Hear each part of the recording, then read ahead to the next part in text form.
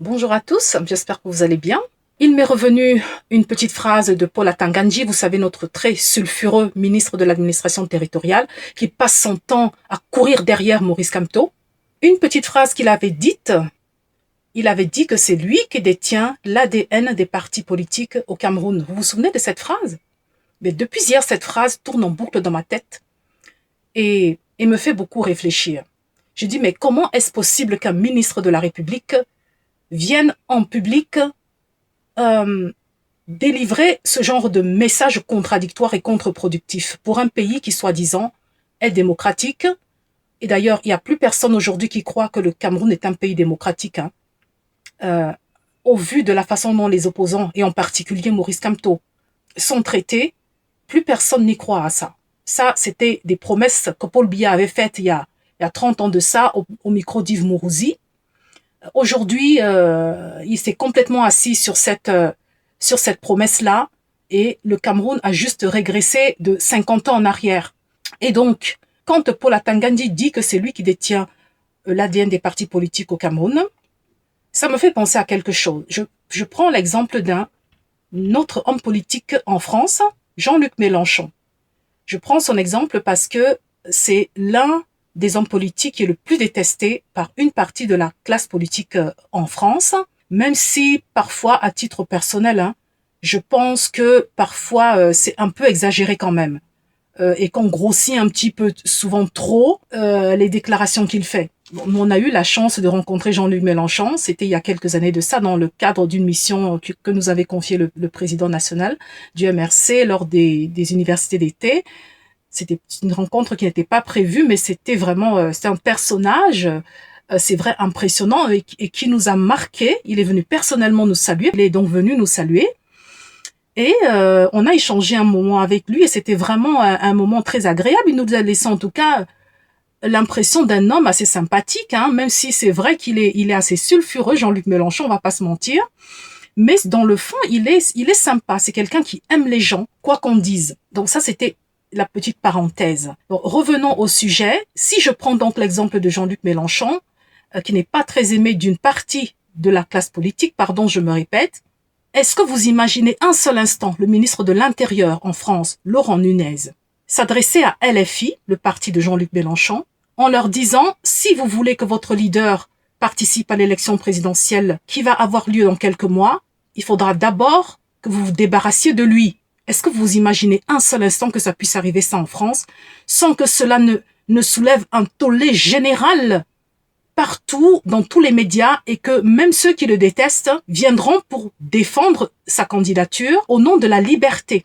Au Cameroun de Paul Biya, qui dit être un État démocratique, mon œil, lorsqu'Atanga-Nji vient dire que c'est lui qui détient l'ADN des partis politiques, qu'il s'adresse à un exclu du MRC en le faisant passer pour quelqu'un qui fait toujours partie de nos rangs.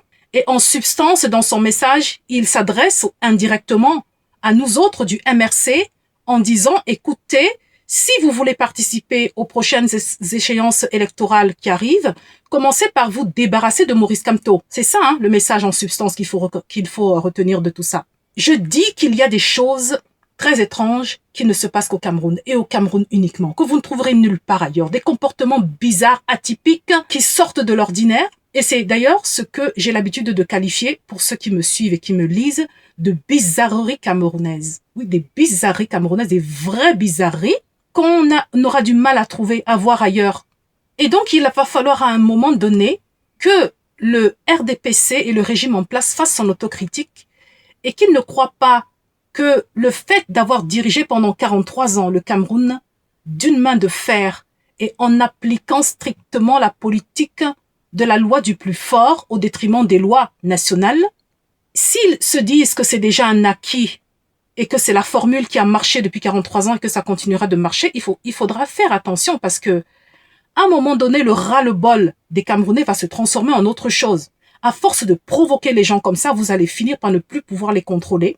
Nous, au Cameroun, c'est toujours dans la paix et par les urnes.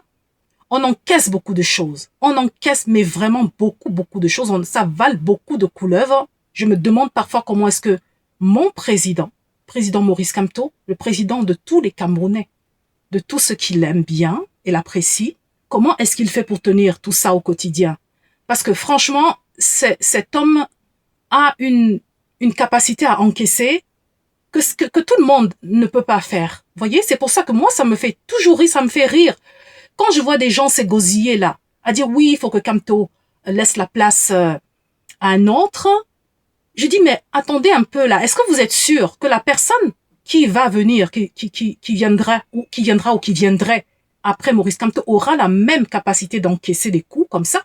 Parce que tout le monde voit bien la force avec laquelle ces gens s'acharnent sur lui. C'est-à-dire que tous les jours, chaque jour qui passe, ces gens se lèvent avec une nouvelle chose qu'ils ont trouvée contre Maurice Kamto. Et c'est la raison pour laquelle plus ces gens vont s'acharner sur lui et plus nous, on va faire bloc autour de lui et plus les Camerounais vont l'aimer. C'est aussi simple que ça.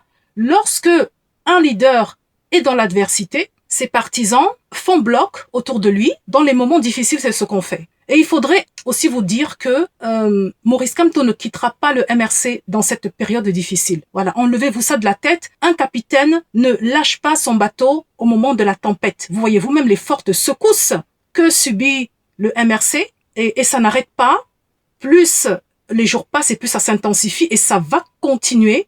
Et donc, une seule chose, c'est que la résistance va continuer et avec Maurice Kamto à la tête du MRC. Maurice Kamto contrôle au moins 98% du MRC. Bon, les 2 autres pourcents là, ce sont les infiltrés d'Atanganji. Malheureusement, ils sont là, dans nos rangs. Ils cachent bien leur jeu jusqu'à ce qu'ils reçoivent l'ordre de sortir du bois.